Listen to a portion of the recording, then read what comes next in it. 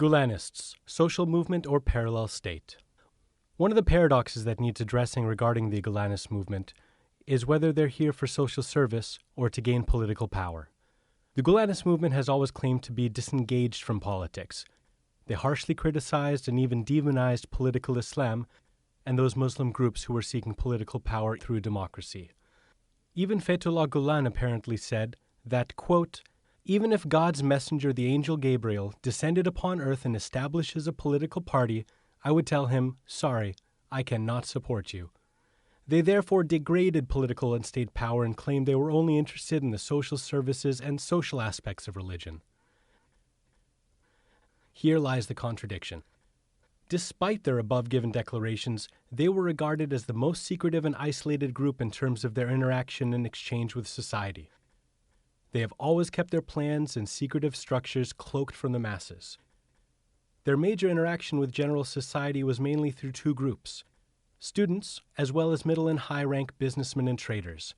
The traders financed the Gulenist activities through famous fundraising sessions called Himmet, and the Gulenist educational institutions provided not only financial but human capital for the group, not charitable schools providing a good and free education to poor or smart students. On the other hand, ironically, their most essential service has always been the placement of their followers into the most powerful state institutions, military, police, and judiciary. Through their well-placed members, they managed to dominate certain state mechanisms. After a while, they reached to the level that they were labeled as a parallel state by acting outside the normal state hierarchy. Employed in key critical positions in Turkey's intelligence services and principal clerical positions, the group had access to confidential and classified information from within the state and used this information as well as illegal instruments as an independent power within the state. They also used this power not only to promote their members within the state, but also used it to smear the reputation of their rivals and enemies through illegal wiretapping, secretly leaking confidential documents, and fabricating false evidence in legal files. In fact, this is not something newly invented or unusual in terms of a covert relationship between a religious cult and a state. The well-documented case of Operation Snow White was a major conspiracy conducted by a religious cult in the USA. The Church of Scientology has been battling allegations of similar yet not so successful infiltration strategies, one of the most widespread in recent American history. In that case, members of the church have been charged with infiltrating the state, obstruction of justice, theft of documents, secretly and illegally recording confidential meetings, and wiretapping. These are almost the same accusations brought against the Gulenists.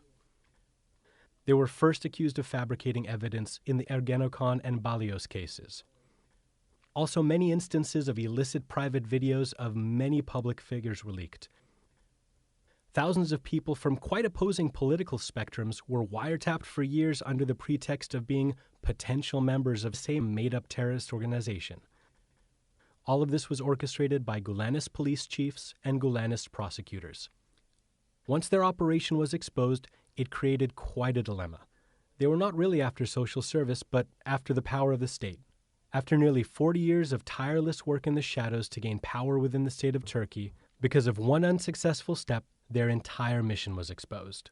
In the next episode, we will see how being brought into the light finally forced the Gulenists to make a last-ditch effort to seize power in the run-up to July 15th's bloody coup attempt.